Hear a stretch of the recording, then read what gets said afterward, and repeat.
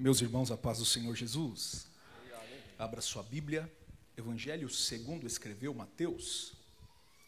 O capítulo é o de número 4 e nós estaremos lendo os primeiros 4 versículos deste capítulo. Evangelho segundo escreveu Mateus, capítulo 4, versículos de número 1, 2, 3 e 4. Enquanto você está procurando o texto, não posso de forma alguma deixar de agradecer a Deus por mais uma oportunidade que alegra tanto o meu coração. Oportunidade esta de estar aqui fazendo menção da palavra de Deus para esta amada igreja, minha casa. Então ao Senhor Deus toda a honra, glória e majestade para todos sempre. Agradeço também do fundo do meu coração o meu pastor presidente, pastor Clementino, que Deus abençoe o senhor sempre pela sua liderança e oportunidade. Meu pastor regional, pastor Paulo, Deus abençoe o senhor. E aí, pastor Marcos, pastor Adalberto, os pastores, pastor Walter, todos, pastor Vitor que estão aí, todos os amigos que compõem esse público, que Deus abençoe. Muito obrigado de coração. Quem achou, diga amém. Quero louvar a Deus pela vida da minha esposa, que está aqui também. Tem alguns irmãos do Vila Augusta. Dá um aceno aí. Cadê o Glória? Que Deus abençoe. Maico, Amanda, presbítero Marcelo, nosso companheiro. Deus abençoe. Obrigado. Diz o texto sagrado: então foi conduzido Jesus pelo Espírito ao deserto para ser tentado pelo diabo. E tendo jejuado 40 dias e 40 noites, teve fome. E chegando-se a ele, o tentador disse: se tu és filho de Deus, ou o filho de Deus, manda que estas pedras se tornem em pães. Ele, porém, respondendo, disse: está escrito, nem só de pão viverá o homem, mas de toda a palavra que sai da boca de Deus. Pode se assentar dando glória a Deus e mantenha a sua Bíblia aberta, por gentileza.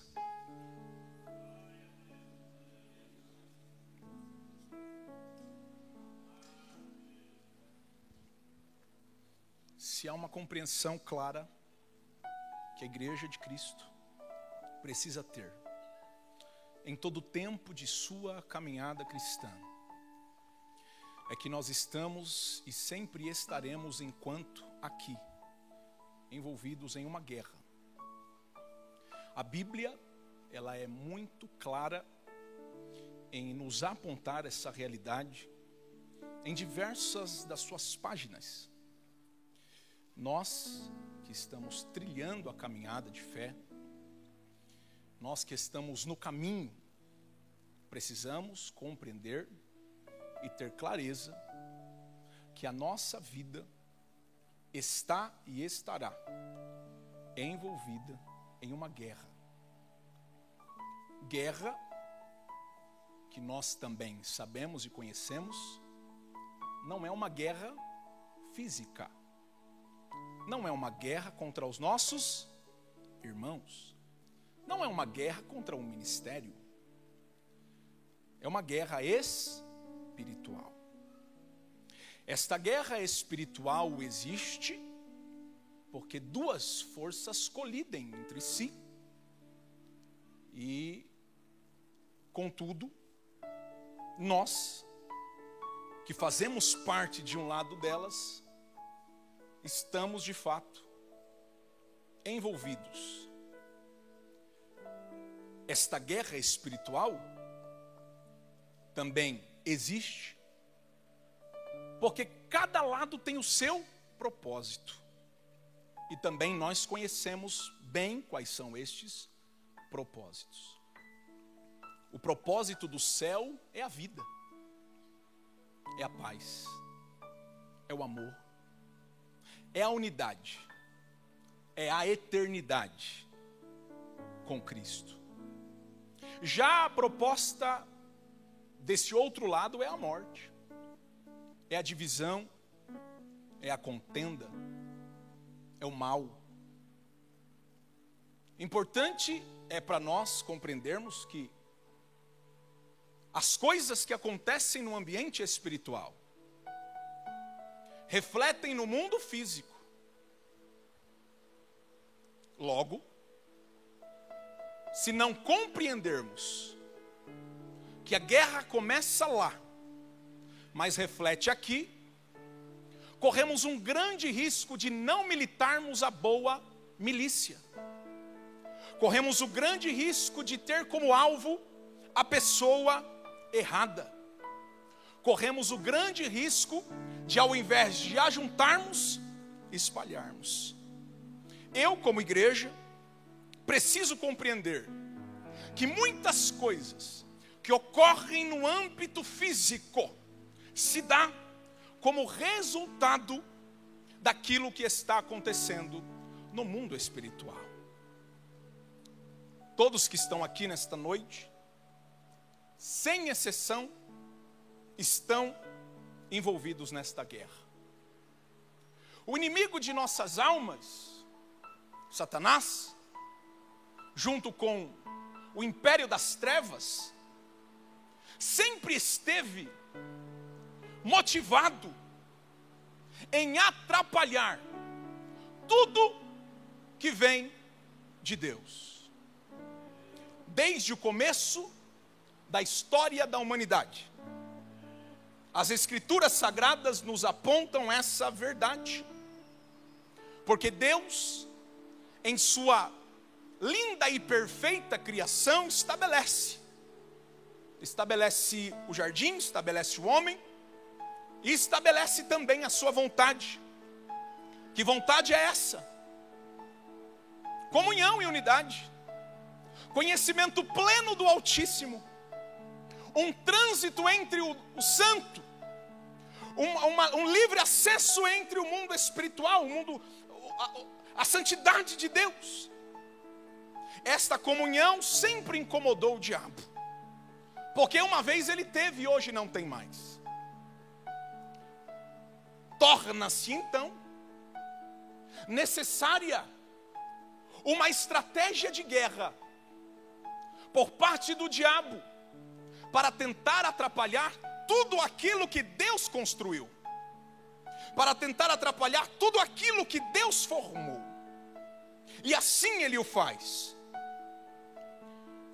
A queda se dá por um ambiente que foi conduzido pelo próprio Satanás, tendo o homem como alvo e tendo o empoderamento como resultado, a desobediência como resultado. Isso aconteceu, vem acontecendo, continuará acontecendo, até o dia em que o Senhor nos chamar. Nós estamos em uma guerra.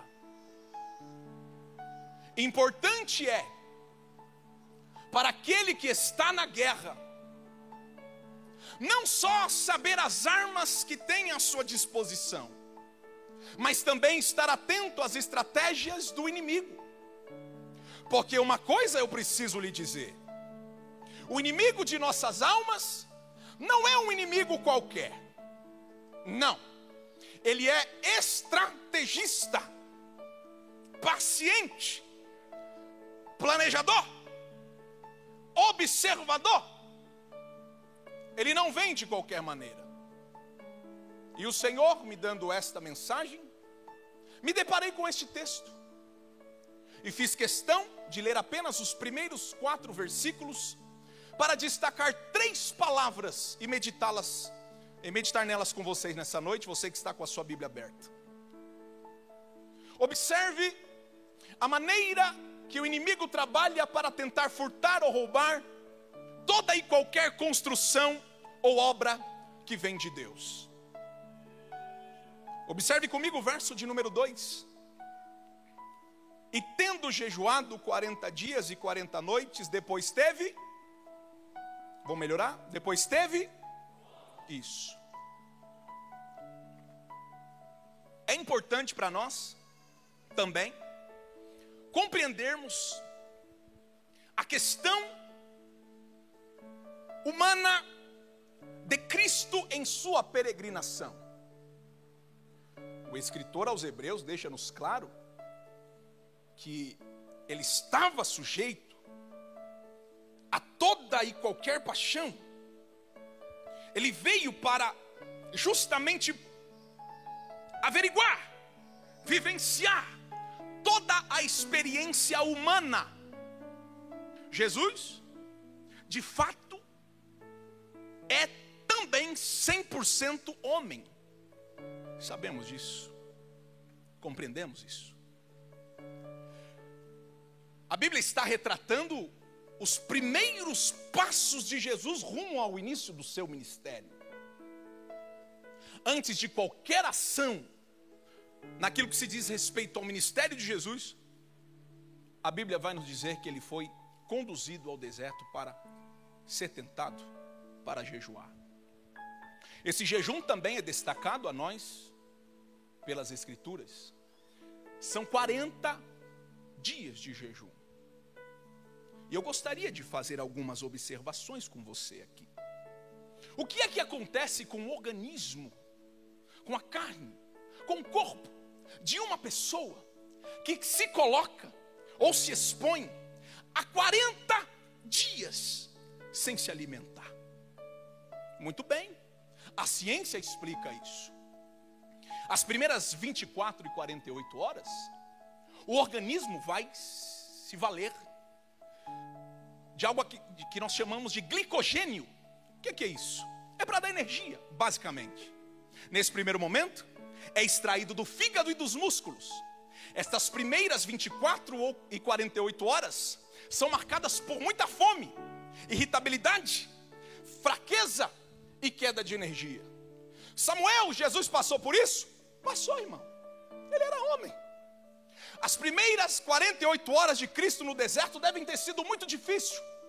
Se alguém aqui já teve a oportunidade de fazer um jejum um pouquinho mais prolongado, de 3 dias que seja, vai compreender bem aquilo que eu estou dizendo aqui.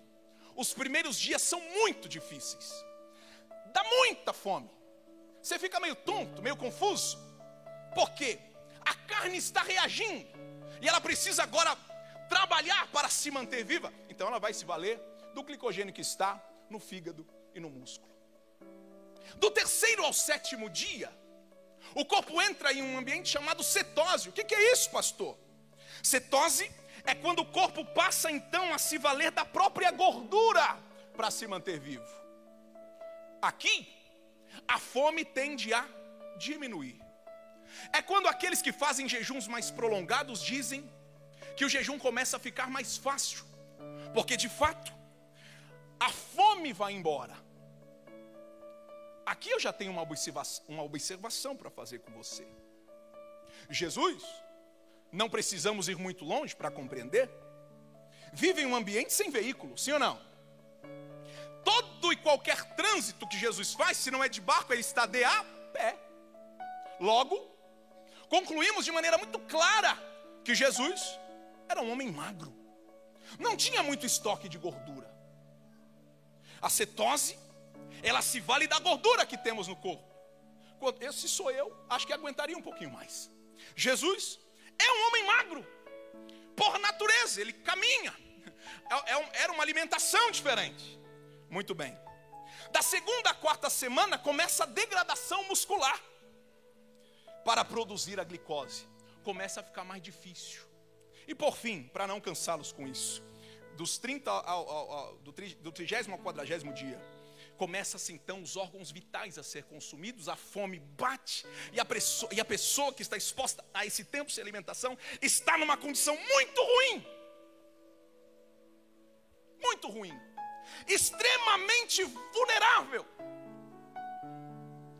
Por que eu estou dizendo isso? Porque eu não quero que eu ou você tenhamos a ideia de que quando o tentador chegou, ele encontrou alguém extremamente saudável e forte para agir da forma que agiu. Não, senhores. Eu digo para vocês sem sombra de dúvida, Jesus está debilitado fisicamente. E é por isso que o texto deixa-nos muito claro. Teve fome. Jesus está com fome. Vulnerável. Enfraquecido. E é nesse momento que um outro personagem aparece. E aqui eu quero expor para você a primeira verdade que eu quero extrair desse texto. O inimigo dioturnamente contra você, contra a tua casa, contra a tua igreja, sabe exatamente o momento certo de chegar. Por quê? Porque a Bíblia vai dizer, verso 3, e chegando-se a ele o tentar, por que não chegou antes? Por que não chegou no começo? Por que não chegou em um outro momento? Porque esperou estrategicamente a vulnerabilidade de Cristo para agir. Fato é, Jesus está com fome. O que é que resolve o problema de Jesus? Comida. O diabo sabe disso. Tanto que de todas as 3 tentações do qual ele usa, a primeira foi justamente essa. Se tu és o Filho de Deus, pegue essas pedras e transforme-as em pão, já que o Senhor está com fome. O que eu quero dizer aqui, senhores? Que nós precisamos abrir os nossos olhos para o ambiente que estamos. Precisamos estar atentos, como a tribo de Isacar. Como é a característica da tribo de Isacar? Conhecedores do tempo, conhecedores da época, observavam o que estava acontecendo. Eu tenho uma verdade de Deus para você nessa noite. O seu inimigo não brinca em serviço. O seu inimigo não brinca de ser diabo. O inimigo das nossas almas sabe exatamente onde é o nosso ponto de fraqueza e o nosso ponto de vulnerabilidade. Por que tanta gente sucumbe à tentação? Por que é tão difícil estar envolvido nessa guerra? Porque ele não chega aleatório. Ele não vem para perder tempo. Existe um estudo de caso sobre você. Existe uma observação constante acerca da tua pessoa. Ele sabe quem é mais sanguíneo. Ele sabe quem é mais colérico. Ele sabe quem é propenso a falar demais. Ele sabe quem é propenso a qualquer tipo de concupiscência, porque ele observa. Samuel, é importante falar isso? Claro, porque se não conhecermos e observarmos a estratégia do mal, corremos o risco de perder muitas das batalhas que travamos ao longo da nossa vida cristã. Por que tanta gente cai? Por que tanta gente fraca? Porque o diabo estuda você, observa você, sabe qual é o teu ponto fraco, irmão, e aguarda o tempo certo para dar o bote. Então deixa eu te falar uma coisa. Permita-me dizer, o inimigo está de olho em você. Queima mesmo. E enquanto ele está desenhando, pastores, uma estratégia muito bem elaborada, a questão é o que nós estamos fazendo na nossa vida cristã. Essa é a ideia. Porque se não tenho eu uma percepção clara de que estou em guerra, irmão, eu me distraio. E se tem um ambiente que eu não posso distrair, é num ambiente de guerra. O diabo sabe. O diabo sugere que alguma coisa está acontecendo. Então ele vai tentar distrair Jesus. Porque se Jesus entra em um ambiente de distração, o diabo sai na frente. Agora Jesus está focado. Está com fome, mas está focado. Tem necessidade, mas está focado. Precisa do pão, mas está focado. Eu preciso ter clareza da ação do inimigo contra mim. Senão aquilo que é maldição eu acho que é bênção. Senão aquilo que é morte eu acho que é oportunidade. Porque Jesus precisa de pão, mas não desse. Porque isso aqui é distração. E quantos de nós, por não entender que o diabo está lutando demais contra nós, nos distraímos com coisas dessa vida.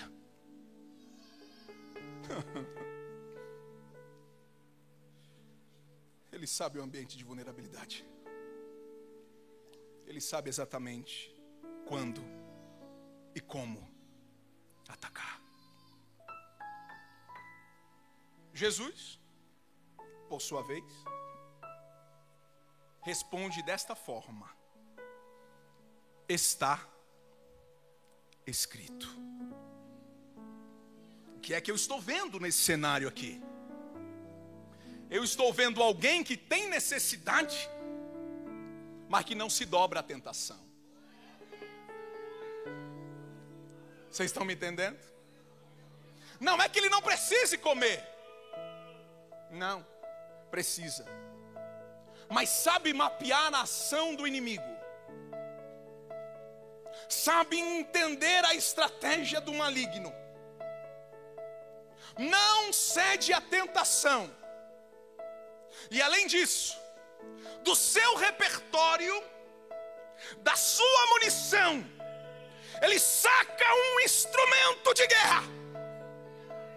É isso que Jesus faz. Para guerrear e para lutar esta batalha que acaba de ser travada no deserto. Quando eu meditei nesse texto, o Espírito de Deus disse para mim: meu filho, só vence guerra espiritual quem tem arma espiritual.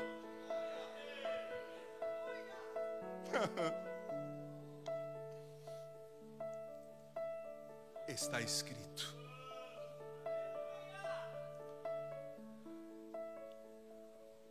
O diabo também tem repertório, porque ele não tenta uma vez só,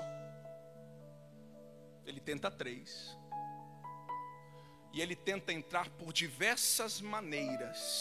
Se ele não consegue aqui, ele vai aqui. E é assim que ele está tentando. Das 3 tentativas do diabo contra Jesus, as 3, Jesus responde com a palavra. Eu até trouxe para você como curiosidade, talvez muitos, se não todos irmãos, sabem disso. No verso 4, Jesus responde com Deuteronômio 8:3. No verso 7, Jesus responde com Deuteronômio 6:16. E no verso 10, Jesus responde com Deuteronômio 6:13. Quando eu vi essa ação de Cristo no deserto, eu fiquei curioso, porque a Bíblia fala dessa armadura, e eu tive que correr lá para entender qual foi o instrumento de guerra que Jesus usou aqui no deserto, para que, se por um acaso acontecer comigo ou com você, a gente está pronto. Eu corri para Efésios 6. Você pode ir comigo até lá?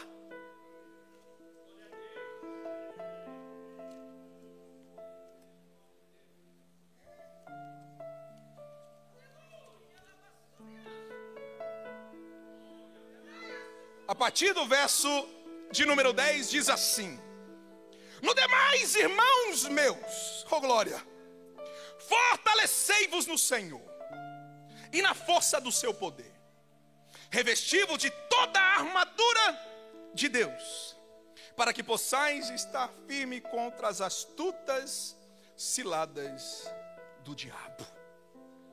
Porque não temos que lutar contra a carne e o sangue, mas sim contra os principados, contra as potestades, contra os príncipes das trevas desse século, contra as hostes espirituais da maldade nos lugares celestiais. Portanto, tomai toda a armadura de Deus, para que possais resistir no dia mau, e havendo feito tudo o que, pastor? Depois de ter guerreado, depois de ter lutado, depois de ter travado batalha. O que o escritor aos Efésios, Paulo, está dizendo aqui é o seguinte: se você estiver armado, se você estiver revestido, tu vai entrar na guerra, mas quando ela terminar, tu termina de pé. É, por isso que tem muita gente, infelizmente, que sai todo arrebentado, porque não tomou toda a armadura. Agora aqui Paulo está deixando muito bem claro: toda a armadura, porque depois da guerra tu ainda continua marchando na terra. É assim que funciona. Olha lá: estais, pois, firme, tendo cingido os vossos lombos com a verdade, vestida a couraça da justiça, calçados os pés na pregação do evangelho da paz, tomando sobretudo o escudo da fé, com o qual podereis apagar todos os dados inflamados do maligno. Tomai também o capacete da salvação e a espada do Espírito, que é a palavra de Deus. Aí, pastor Marcos, eu entendi. No mundo espiritual, quando o diabo chegou com a mesa, quando o diabo chegou com a tentação, quando o diabo chegou com a proposta, no mundo físico Jesus está fraco, mas no mundo espiritual Jesus tem capacete. Tem! No mundo espiritual tem couraça. Tem! No mundo espiritual tem escudo. Tem! E principalmente quando o diabo chegou, ele desembanhou a espada do Espírito e disse: pode vir, pode vir, pode vir, pode vir.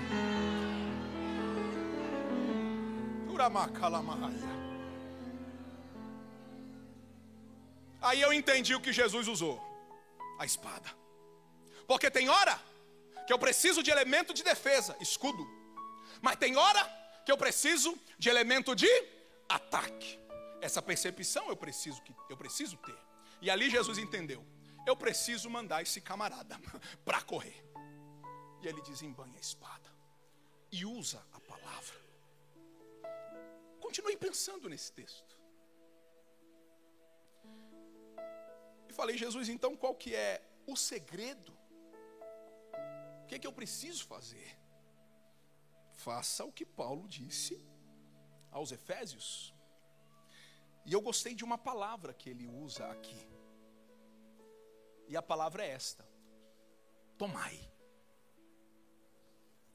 Primeiro ele sugere, dá uma sugestão para nós, uma orientação para nós. Ele diz: revesti-vos.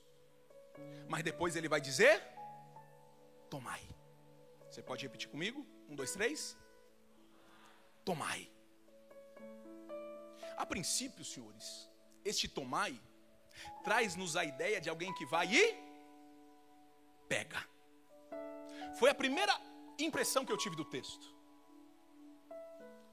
A impressão de que alguém tomou a força. Tome! Mas quando eu fui estudar essa palavra, eu entendi o real sentido.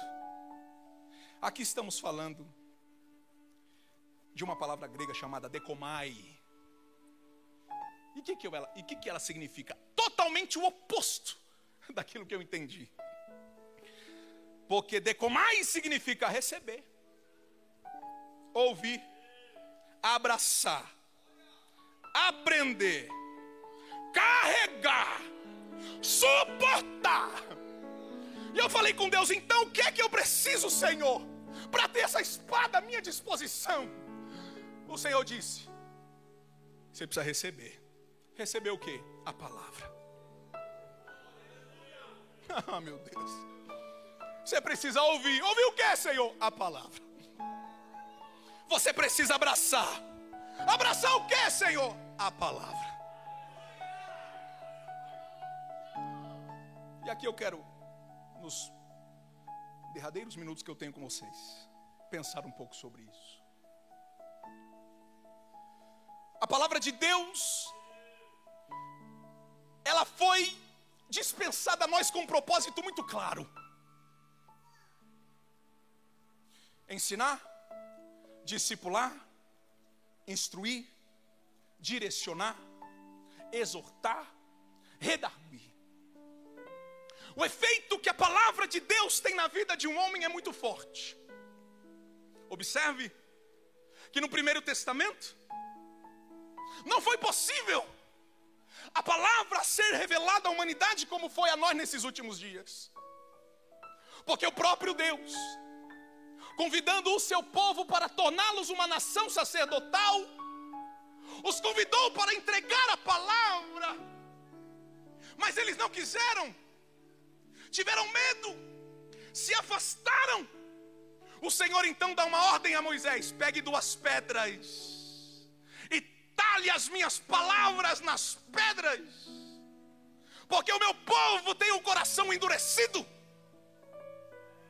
A lei, como Paulo vai dizer aos romanos, ela é perfeita, a lei é boa, a lei não é ruim.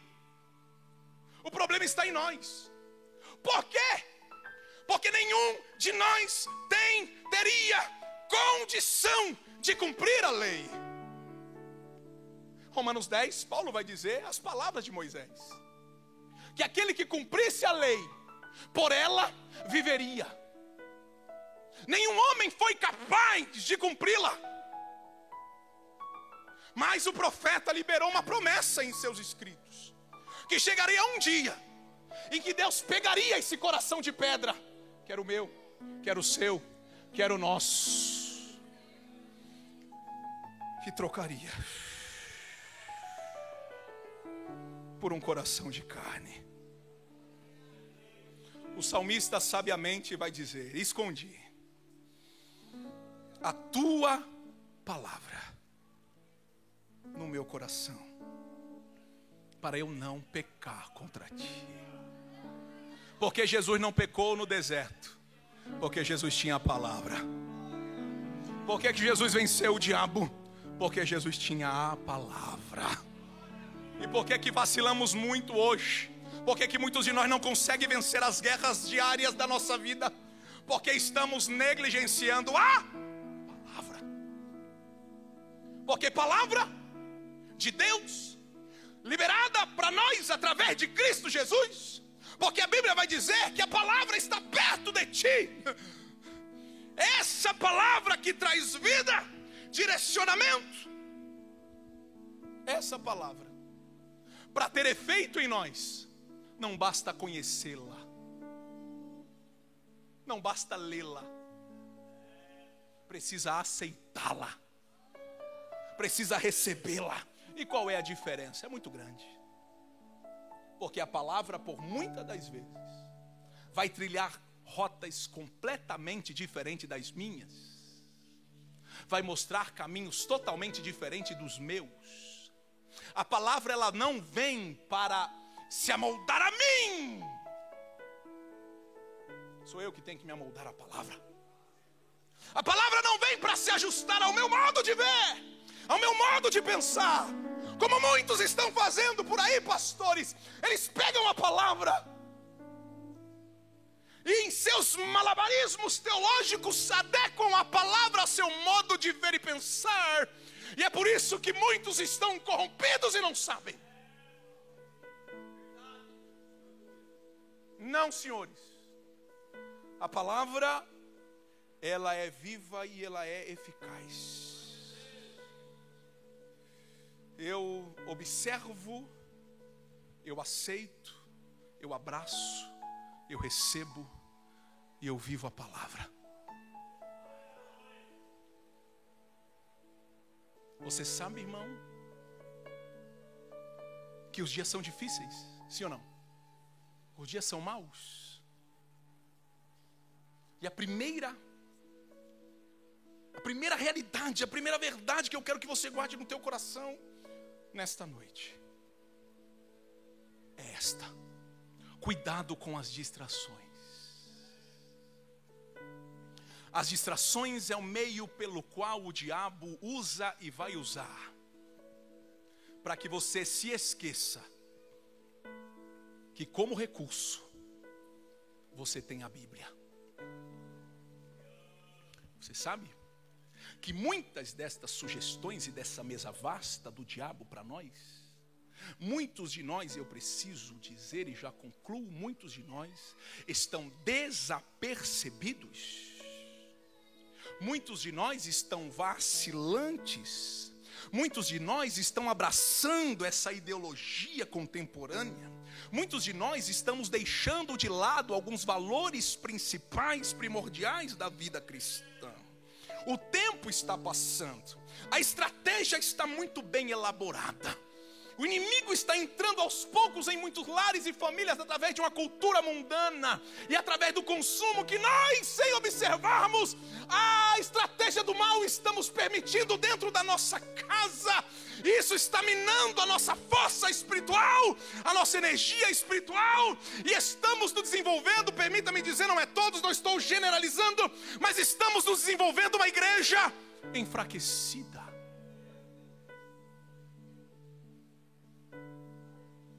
O Senhor nos chamou para cumprir um propósito e produzir para o reino. Mal estamos conseguindo administrar as nossas demandas dentro das congregações. Quem dirá sair das quatro paredes para anunciar uma verdade viva com poder e autoridade, que é o nome de Jesus às nações? Cuidado com as distrações, cuidado com os pães, cuidado com tudo isso te darei. Cuidado com se tu és filho de Deus, lança-te daqui para ali, porque todas elas são tentadoras e massageiam o nosso ego. Mas Jesus nos chamou para viver o evangelho sério, irmão.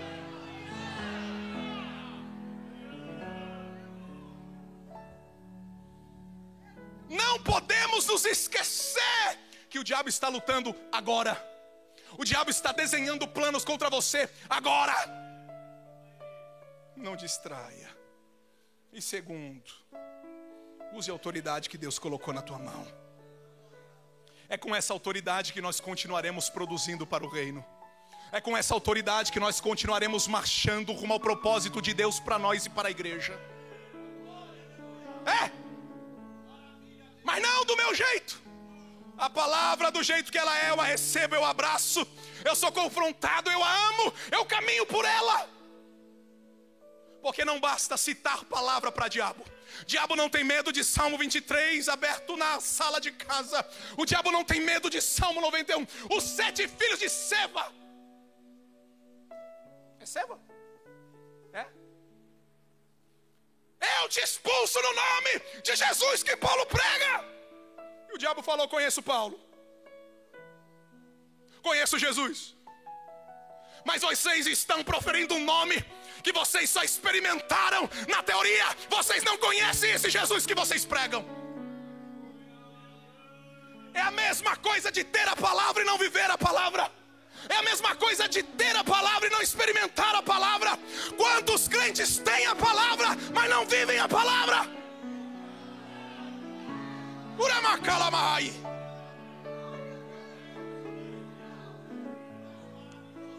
A palavra é a espada que expulsa o inimigo. Se a palavra mandou amar, ame. Se a palavra ordenou perdoar, perdoe. Se a palavra ordenou orar, então ore. Se a palavra manda meditar, então medite. Porque é só assim, irmão, quando ele chegar, você vai ter autoridade de pegar a espada do Espírito e lutar. Urai calamasturi mi candelemaia. Não dá mais tempo de sermos crentes nominais. Não dá mais tempo de sermos crentes não praticantes. Se é para viver a palavra, irmão, faz um propósito com Deus hoje. Tenho sido negligente, pai. Porque o homem que ouve a palavra de Deus e não as pratica, assemelhá-lo-ei como o homem que construiu a tua casa sobre areia. Vem vento, chuva, inundação, e leva embora. Mas ao homem prudente, aleluia, assemelhá-lo-ei ao homem que construiu a sua casa sobre a rocha. Vem o vento, ele está lá, ele não sai do lugar. Vem a inundação, ele não sai do lugar. Vem o vento forte, ele não sai do lugar. Por quê? Porque ele vive a palavra, ele cumpre a palavra, ele ama a palavra, ele se deleita na palavra. Quanto tempo faz que você não abre a sua Bíblia? Quanto tempo faz que você não coloca um propósito diante de Deus para lê-la de capa a capa? Quanto tempo faz que você não medita nas Escrituras? Temos tempo para tanta coisa. Temos tempo para as séries. Temos tempo para tanta coisa. Mas quando é Bíblia, dá sono. Eu não entendo. É complicado. É complexo. Irmão, em nome de Jesus. Só uma forma de vencermos as astutas ciladas do diabo. Só há uma forma de avançarmos como igreja militante diante de Deus. Ah, glória. Oh, glória. Elai jokeminasi candelemanagas.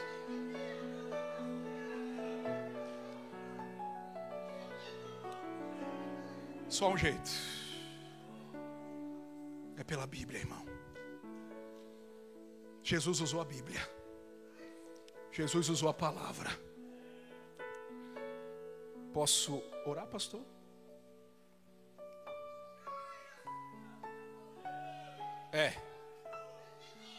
Até para proferir o nome de Jesus tem que ter autoridade.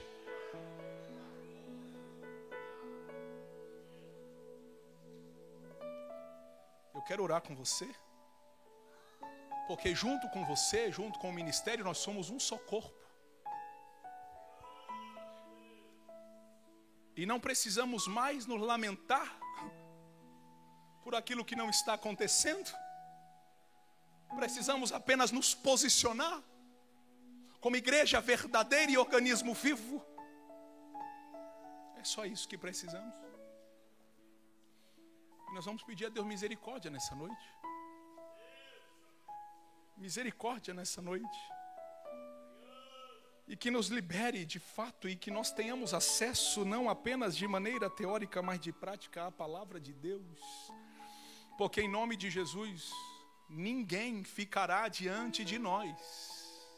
Feche teus olhos. Pai, a Ti o louvor, a honra, a glória, a majestade para todos sempre. É a Tua palavra que nós pregamos nessa noite. E ela nos dá um norte, uma direção muito clara hoje. Senhor, se a Tua palavra nos diz para nos revestirmos da armadura de Deus, nós entendemos que a armadura espiritual vem de Ti. Muitos de nós talvez já atiramos, já a encostamos, ou nunca a tivemos. O que eu quero pedir ao Senhor nessa noite, em nome de Jesus, ó Pai,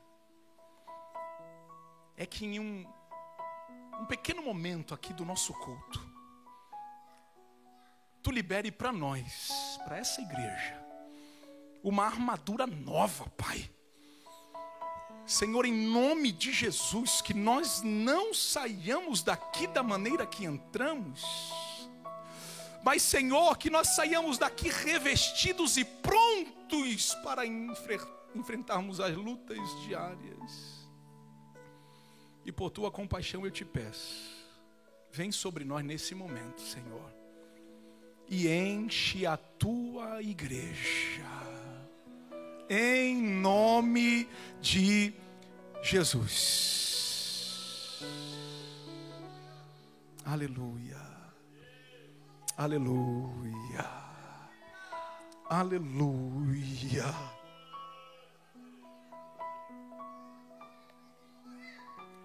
Quem crê recebe de Deus. Quem crê recebe de Deus. Quem crê recebe de Deus. Oh, glória ao Senhor.